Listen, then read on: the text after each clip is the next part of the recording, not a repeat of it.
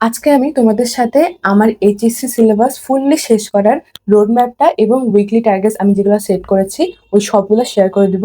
So if you are serious then keep watching. Hello everyone, welcome to my channel just Upoma. আমার নাম হিয়া উপমা এবং আমি 2027 ব্যাচের একজন এইচএসসি স্টুডেন্ট। এই প্ল্যানটা আমি আগেও এক্সিকিউট করার ট্রাই করছিলাম, যেখানে আমি ভেবেছিলাম যে আমি 3 মাসে আমার সিলেবাস শেষ করব।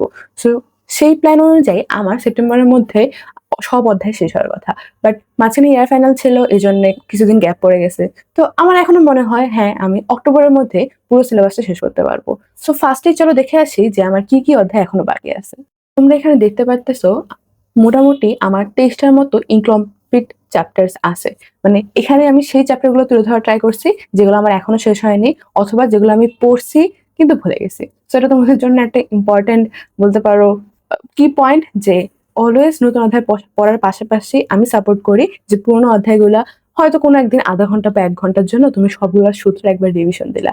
এক্ষেত্রে কি হয়, তোমার অধ্যায়গুলা কিন্তু মাথায় থাকে এবং তুমি ভুলে যাও না। কারণ আমার আসলে অনেক কষ্ট লাগতেছে যে আমি যে অধ্যায়গুলা 20 ঘন্টা বা 10 ঘন্টা ধরে হচ্ছে ক্লাস করে প্র্যাকটিস করে ভালোভাবে কমপ্লিট করছিলাম, ওই একই অধ্যায় আমি যদি এখন পড়তে যাই আমার মনে হচ্ছে যে আমার কিছুই মনে নাই বা আমি কিছুই কখনো পড়ি নাই। সো এই সেম ইফোর্টটা যে আবার দেওয়া লাগে, এটা অনেক হতাশাজনক। তখন অনেক প্যানিক হয় যে আল্লাহ, আমি কি তাহলে আগের অধ্যায়গুলো ভুলে গেছি নাকি। সো এই প্যানিক থেকে বাঁচার জন্য আই থিঙ্ক আমাদের ডেইলি রিভিশনের মধ্যে থাকা উচিত। তো যাই হোক, আমার দেখো এখানে ফিজ সেকেন্ড পেপারে আমার সবচেয়ে বেশি অধ্যায় বাকি আছে, হায়ার ম্যাথ সেকেন্ড পেপারে সবচেয়ে বেশি অধ্যায় বাকি আছে। বাকি হলো phys first paper, chemistry first paper মোটামুটি শেষ। যদি বলতে পারো এই যে আমার কেমিস্ট্রি ফার্স্ট পেপারে চ্যাপ্টার 3টা বাকি আছে, অ্যান্ড হায়ার ম্যাথ ফার্স্ট পেপারে হচ্ছে ইন্টিগ্রেশনের অধ্যায়টা বাকি আছে। কেমিস্ট্রি সেকেন্ড পেপারে আমি অনেক পিছিয়ে আছি, শুধুমাত্র পরিবেশ রসায়ন হয়েছে। এছাড়া সবচেয়ে ইম্পর্টেন্ট চ্যাপ্টার যেটা অর্গানিক কেমিস্ট্রি, এগুলো সব বাকি আছে। তো তোমরা এখান থেকে একটা আইডিয়া নিতে পারো যে আমার কি অবস্থা। কারণ তোমরা অনেকে জিজ্ঞেস করছিলে যে আচ্ছা আপু, বা তোমার কি কি শেষ হয়েছে বা তোমার স্টাডি আপডেট জানাও, তুমি কিভাবে পড়তেছো, ডেইলি টার্গেট গুলা সেগুলো শেয়ার করো। সো এই জন্য আমি তোমাদের কাছে একদম সামনে নিয়ে আসছি যে আচ্ছা আমার কি কি অধ্যায় বাকি আছে এখনো। এখন এখানে আমি আমার আলটিমেট 3 মাসের যে প্ল্যানটা ওটা শেয়ার করছি। 3 মাস বা 10 উইকস যেটা তোমরা বলো। আহ, এখানে আমি হায়ার ম্যাথ, ফিজিক্স, কেমিস্ট্রিটা তুলে ধরছি।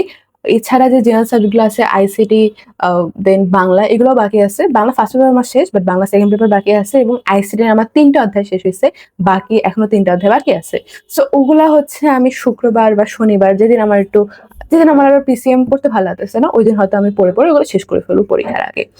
এছাড়া বায়োলজি ফার্স্ট পেপার এখানে তুলে ধরে নেই, কারণ বায়োলজি ফার্স্ট পেপার অনেকগুলো অধ্যায় বাকি আছে এবং মোটামুটি 14টা অধ্যায় বাকি আছে। তো আমি ভাবছি যে এই 14টা অধ্যায় প্রতি উইকে একটা একটা পড়ে শেষ করে দেবো, যাতে আমার বায়োলজি নিয়ে কোনো প্যারা না হয়। এবং আমি বায়োলজিটা ধীরে ধীরে পড়া ট্রাই করতেছি, কারণ বায়োলজি আমার মুখস্থ করাতে অনেক সমস্যা হয়। এবং আহ, ধীরে ধীরে পড়ার কারণে যদি আমি লং টাইম মনে রাখতে পারি তাহলে ওটা আমার জন্য বেটার হবে আই গেস। তো চলো আমরা দেখে নিই যে আমি কিভাবে প্ল্যান করছি আমার এই 3 মাস, যাতে তোমরা একটা আইডিয়া পেতে পারো যাদের এখনো সিলেবাস শেষ হয়নি, যে তুমি কিভাবে তোমার এই 3 মাসের জার্নি বা 2 মাসের জার্নিটা প্ল্যান করে তোমার সিলেবাসটা ভালো মতো শেষ করে কোনো একটা মডেল টেস্টে ভর্তি হবা। তো আমার এখানে উইক 1 থেকে 5 পর্যন্ত আছে। এখানে দেখবা যে উইক 3তে আমি একটু কম পড়া রাখছি, জাস্ট হায়ার ম্যাথ স্ট্যাটিক্সটা পড়বো, মানে স্থিতিবিদ্যাটা। আর কর্মমুখী রসায়নটা ধরবো না, মানে কর্মমুখী রসায়ন হলো ছোট অধ্যায়, and ওটা করতে বেশি টাইম লাগবে না। কারণ আমার অগস্ট 21 থেকে অগস্ট 27-এর মধ্যে একটা মিড টার্ম পরীক্ষা আছে বা মান্থলি টেস্ট পরীক্ষা আছে। তো ওটার জন্য আমার ওখানে বেশি টাইম দেওয়া লাগবে, ওখানে বেশি এফোর্ট দেওয়া লাগবে। এই জন্য আমি উইক 3তে পড়াটা একটু কম রাখছি। এছাড়াও তোমরা চাইলে স্ক্রিনশট নিয়ে রাখতে পারো, যাতে তোমরা একটা আইডিয়া পাও যে তোমরা কিভাবে 3 মাস বা 2 মাসে তোমাদের সিলেবাস শেষ করতে পারো। সেখানে উইক 5 পর্যন্ত আমি হলো মোটামুটি কয়টা অধ্যায়, 11টা অধ্যায় শেষ করার টার্গেট রাখছি। অ্যান্ড হ্যাঁ, উইক 1এই হলো ইন্টিগ্রেশনটা শেষ করব, কারণ এটা হচ্ছে আমাদের পরীক্ষার সিলেবাসে আছে।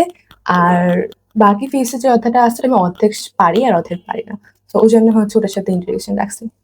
অ্যান্ড দেন হচ্ছে উইক 6 থেকে উইক 10 আমি ভাবছিলাম, আমি অনেক চেষ্টা করছিলাম অক্টোবরের 8 তারিখের মধ্যে পড়াটা শেষ করার, মানে সিলেবাস শেষ করার। কারণ হচ্ছে আমার প্রিভিয়াস পরীক্ষা হয়তো বা অক্টোবরের ফার্স্ট উইকে হয়ে যেতে পারে, অথবা অক্টোবরের মাঝামাঝি হতে পারে। সো ওই জন্য হচ্ছে আমি মানে খুব বেশি চাপ না নিয়ে, মানে চাপ নিলে তো বেশি শেষও করতে পারবো না, কারণ আহ, সপ্তাহে 2টা নতুন অধ্যায় পড়া লাগবে, ক্লাস করা লাগবে, প্র্যাকটিস করা লাগবে, দ্যাটস অলসো টাইম লাগবে। তো এই জন্য আমি অক্টোবরের 15 পর্যন্ত টাইম নিচ্ছি।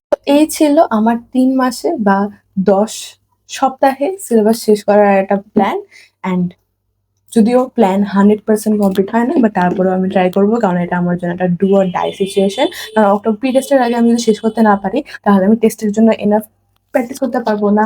আর যদি এনাফ প্র্যাকটিস না থাকে, তাহলে আমি হচ্ছে টেস্টের পর আমরা বিভিন্ন মডেল টেস্টে ভর্তি হই, যাতে নিজের পরীক্ষা দিয়ে নিজেদের ভুল ত্রুটিগুলো বের করতে পারি। তো আমি ওটাও করতে পারবো না। আমি হিস্ট্রি টাইমে এই ভুলটাই করছিলাম, আমার এনাফ প্র্যাকটিস ছিল না, এই জন্য আমি হচ্ছে মডেল টেস্টে তখন ভালোভাবে দিতে পারিনি। কিন্তু এবার আমি চেষ্টা করব এই ভুলটা এগেইন রিপিট না করার, এবং ভালোভাবে শেষ করব, যাতে আমি তখন মডেল টেস্টে ভালো একটা রেজাল্ট করতে পারি, মানে কনসিস্টেন্টলি মডেল টেস্টগুলো দিয়ে দিতে পারি। সো এই ছিল আজকের ভিডিও। ভিডিওটা কেমন হলো বলিও। এবং আহ, আমরা এখন 1,500 একটা ফ্যামিলি, বাট তোমাদের মধ্যে অনেকেই আছে যারা হচ্ছে আমার চ্যানেলটাকে সাবস্ক্রাইব না করে দেখো, কারণ বেশিরভাগ ভিডিওতে 88% মানুষের চ্যানেলটাকে সাবস্ক্রাইব না করে ভিডিওগুলো দেখছো। তো জাস্ট একটা সাবস্ক্রাইব করে দিও, এটা আমাকে অনেক মোটিভেশন দেয়। আর দেখা হবে অন্য কোনো ভিডিওতে। তোমার কমেন্টে জানাও তোমাদের ভিডিওটা কেমন লাগছে, আর তুমি কি কি নিয়ে সমস্যা ফেস করছো, এবং নেক্সট ডে তুমি কি কি ভিডিও চাও। আল্লাহ হাফেজ।